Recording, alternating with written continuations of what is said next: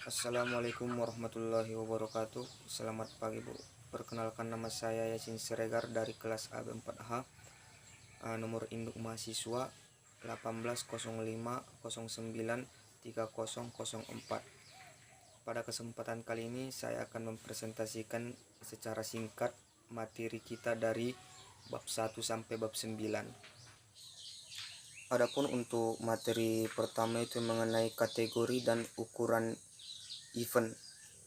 Pengertian event itu sendiri adalah sebagai suatu kegiatan yang diselenggarakan untuk memperingati hal-hal penting sepanjang hidup manusia, baik secara individu atau kelompok yang terikat secara adat, budaya, tradisi, dan agama, yang diselenggarakan untuk tujuan tertentu serta melibatkan lingkungan masyarakat yang diselenggarakan pada waktu tertentu.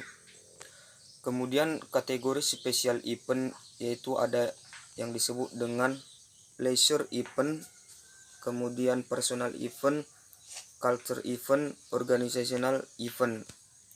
Kemudian untuk ukuran event itu, pembagian event berdasarkan ukuran dan skalanya. Yang pertama itu mega event. Mega event ini pengunjung internasional regional minimal 5 negara, jumlah pengunjung lebih dari 1 juta orang, investasi keuntungan lebih besar, berdampak besar pada ekonomi masyarakat di sekitar destinasi. Kemudian ciri-ciri berikutnya adalah diliputi media secara luas. Berikut salah satu contoh mega event, yaitu festival yang ada di Lombok. Kemudian ukuran event yang kedua adalah medium event, yaitu ciri-cirinya dikunjungi 100.000 sampai 1 juta orang, berdampak secara nasional. Contohnya Dieng Culture Festival. Kemudian yang ketiga itu adalah mini event, dan ciri-ciri pengunjung kurang dari 100.000 orang dan bersifat lokal. Kemudian untuk materi kedua yaitu tentang jenis event industri MICE, karakteristik event MICE, perkembangan industri MICE.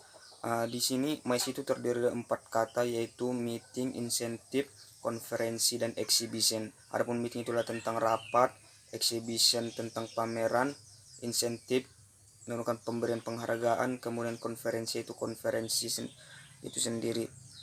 Kemudian sejarah perkembangan pada industri MICE ini adalah terjadi pada tahun 1900 pada abad ke-19 di Amerika. Kemudian untuk materi ketiga yaitu tentang potensi destinasi. Ada 2 hal yang mempengaruhi potensi suatu destinasi, yaitu tentang tipografi dan demografi. Kemudian materi keempat yaitu tentang dampak perkembangan industri MICE. Yang pertama terdapat dampak positif dan negatif. Untuk positifnya itu perkembangan industri MICE ini untuk di setiap negara bisa menyelenggarakan sehingga untuk bisa meningkatkan perekonomian suatu negara tersebut atau perekonomian rakyat sekitar. Kemudian dampak negatifnya adalah ketika kita melaksanakan industri MICE tersebut, maka terjadi dampak negatif terhadap lingkungan sekitar, seperti contoh mungkin sampah yang berantakan kalau tidak diurus, kemudian perilaku sosial pengunjung yang kurang baik. Itu merupakan dampak negatif terhadap perkembangan industri MICE. Kemudian materi selanjutnya adalah pihak-pihak dalam industri MICE. Terdapat 3 pihak dalam industri MICE, yaitu host, planner, atau supplier. Untuk host ini adalah atau distribusi klien adalah siapa pengunjung yang mengikuti festival tersebut. Untuk planner sendiri adalah organisasi atau penyelenggara event tersebut. Kemudian supplier adalah tempat pengadaan event tersebut. Kelanjutan dari materi sebelumnya yaitu tentang pihak-pihak dalam industri MICE.